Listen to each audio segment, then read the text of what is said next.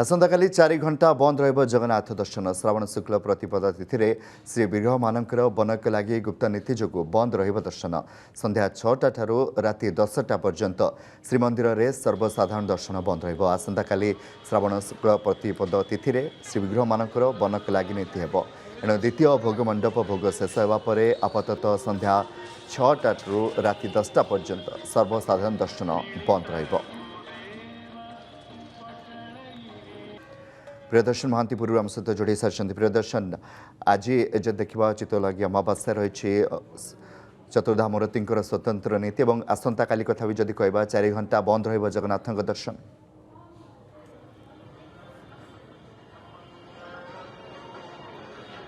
निश्चित देखु अमावास्या श्रावण कृष्ण अमावास्या दिन भोगमंडप पर जिते अमावास्या दिह बा सागर विजे सारिकी फेरती तापर दैतापति माने प्रवेश करती और स्वतंत्र ये चिता लगी नीति हुए। से क्रम आज भोगमंडप पर प्राय 3:15 बेलू दैतापति माने प्रवेश करिसेंती। एपर्यंत चिता लगिर से स्वतंत्र नीति अनुष्ठित होउची।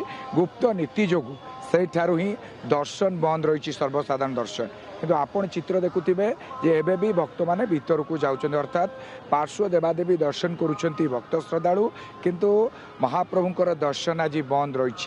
सामाजिक चलनी क्रम रे जो रही है महाप्रभुंकर मानवीय लीला से जो दिव्य लीला थाए जमती कि आमे देखी थाए जे साधारण रे आमे यात्रा कला बेले सुना गहना मूल्यवान जिनस को ओह्लाई दे थाए सेमती भाव में महाप्रभुंकर स्नान पूर्णिमा ठारू मैलम होता है जो दुर्लभ सुना चिता और ता बदल से रथ यात्रा 16 चिता पिंधि था।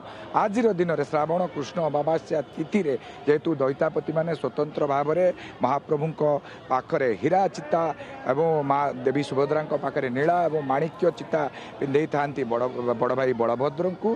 तेणु आज 5 घंटा पाखापाखि प्राय दर्शन बंद रही है स्वतंत्र गुप्त नीति जोगु। एवं आपण जो सूचना देले आसंता काली श्री विग्रहंकर गुरुवार जो दिन रही श्री विग्रहंकर बनक लगी नीति हेब, श्रीमुख श्रृंगार हेब एवं जमती थाए महाप्रभुंकर जो यात्रा कालीन बा प्रत्येक दिन जो दीप धुआं संस्पर्श रे आसी श्री विग्रह रे जो मलिन पड़ी थाए तार चमक फेरी आने की स्वतंत्र नीति थाए बनक लगी। आसंता काली से बनक लगी रात्र 6टा ठारू संध्या 6टा ठारू रात्र 10टा पर्यंत सर्वसाधारण दर्शन बंद रहिबो।